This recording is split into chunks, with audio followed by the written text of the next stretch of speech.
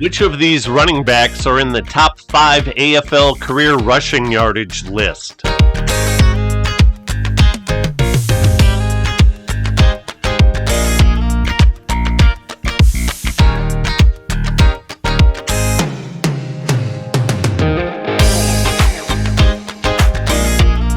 These 3 running backs took a seat for the top 5 rushers in AFL history.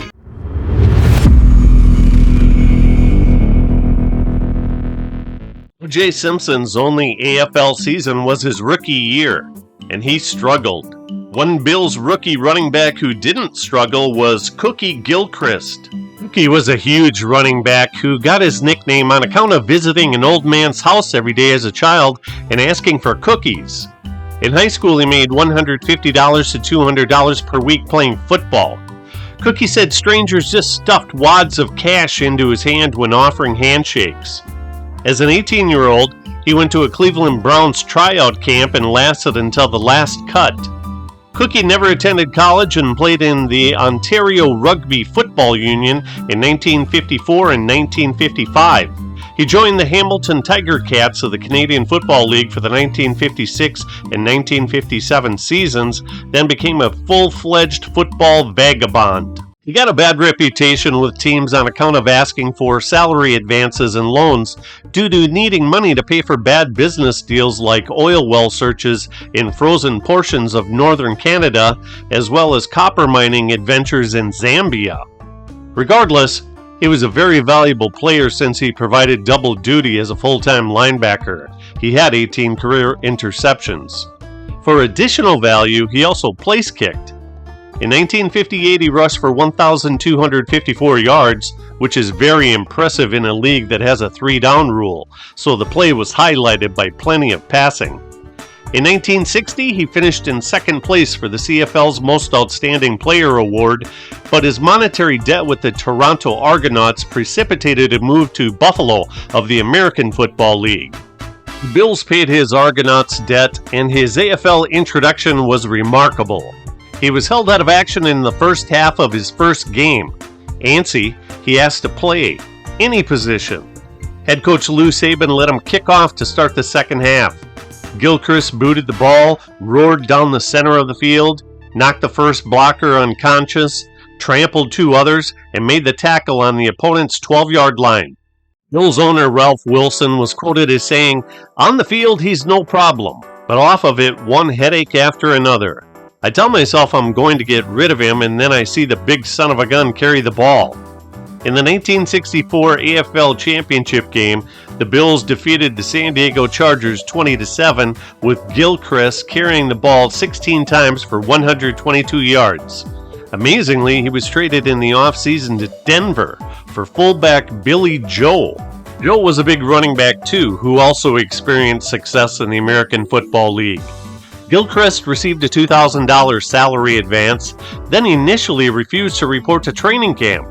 Even though he led the AFL in rushing attempts, touches, and rushing touchdowns, he was traded after the 1965 season to the Dolphins. His weight ballooned to 265 pounds, and he had the worst year of his career up to that point. He was traded back to Denver, where the head coach was Lou Saban, the man responsible for trading him while at Buffalo. He played 1 game and had to have knee surgery in order to repair bone deterioration. The expansion Bengals selected him off Denver's roster, but he said, "No thanks, I've had enough."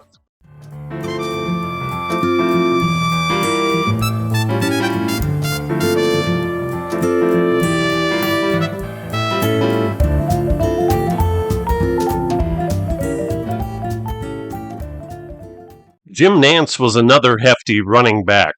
He was drafted by the Bears in the 4th round of the 1965 NFL Draft and by the Patriots in the 19th round of the 1965 AFL Draft. He signed with the Patriots and battered his way to 4th place on the AFL's career rushing yardage list.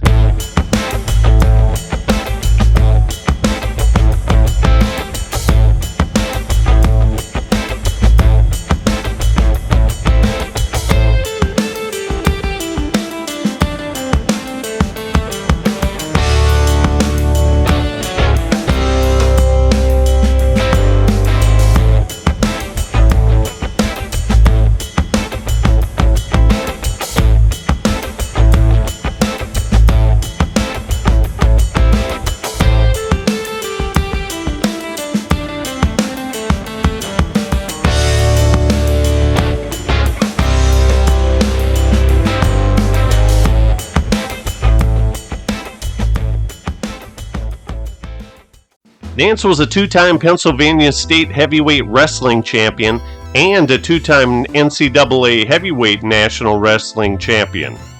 Nance's teammates nicknamed him Odd Job due to his resemblance to the James Bond movie character. In 1966, Nance set the all-time AFL single-season rushing yardage mark with 1,458. It was no fluke because he ran for the second highest mark the very next year with 1,216 yards. Even though he was the focal point of the Patriots' offense through the 1970 season, more carries were given to backfield mate Carl Garrett in 1971, and by 1972 the Patriots had traded Nance to the woeful Eagles. Rather than play for them, he retired. He hooked up with the Jets in 1973, but only had 18 carries. The World Football League gave Nance new life, as he rushed for 1,240 yards for the Houston Texans in 1974 and 767 rushing yards in 1975 for the Shreveport Steamer. The league folded halfway through the 1975 season. He's the WFL's #1 all-time leading rusher with 2,007 yards on 490 carries.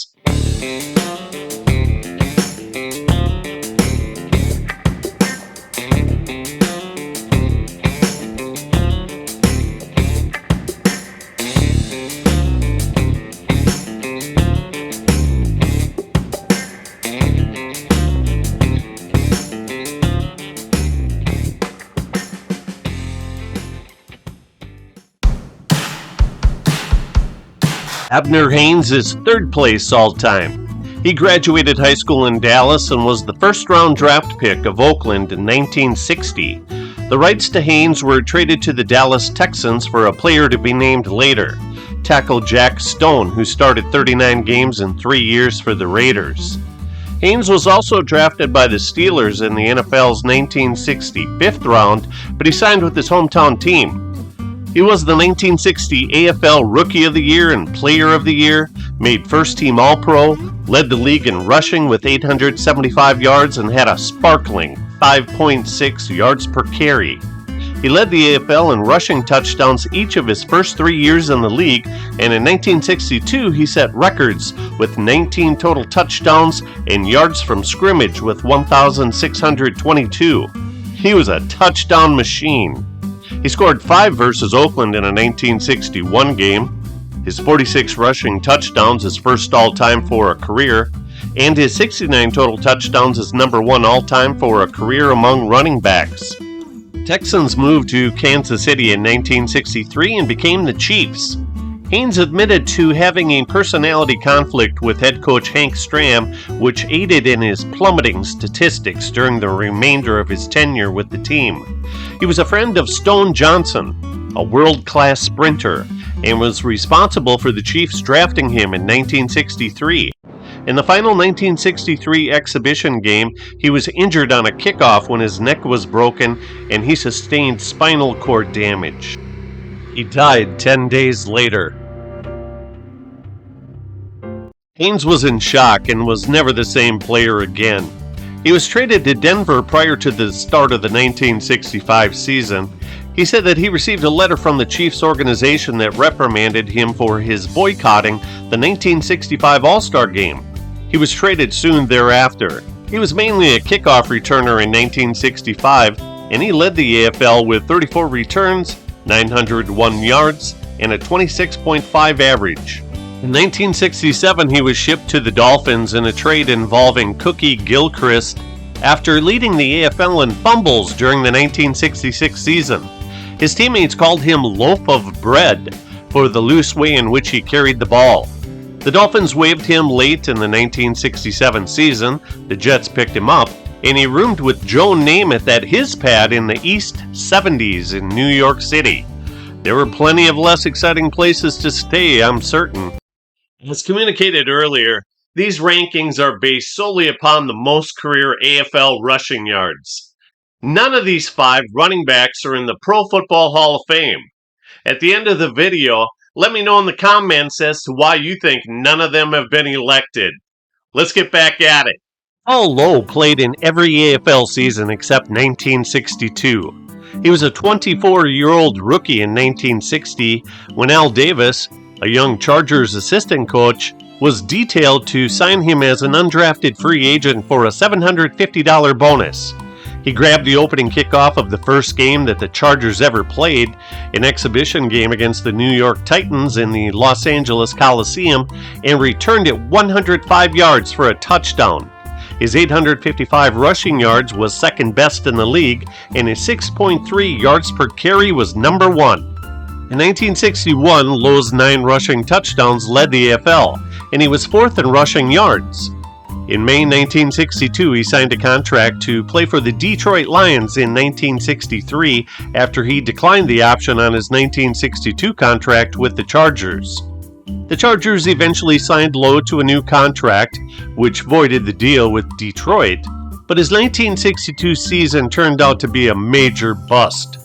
In training camp, head coach Sid Gilman had Lowe running kickoff return drills, a demeaning duty for a star player. He slid on a patch of concrete, broke a wrist, and missed the entire season.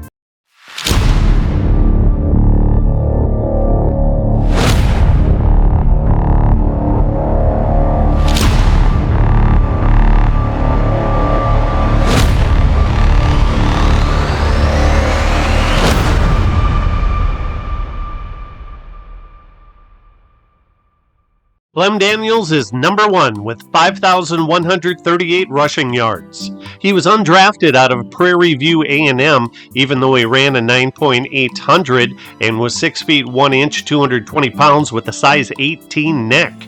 The Dallas Texans signed him as a free agent in 1960, and he intercepted 3 passes as a cornerback. The Texans released him, and he signed with the Raiders to their taxi squad, a practice team.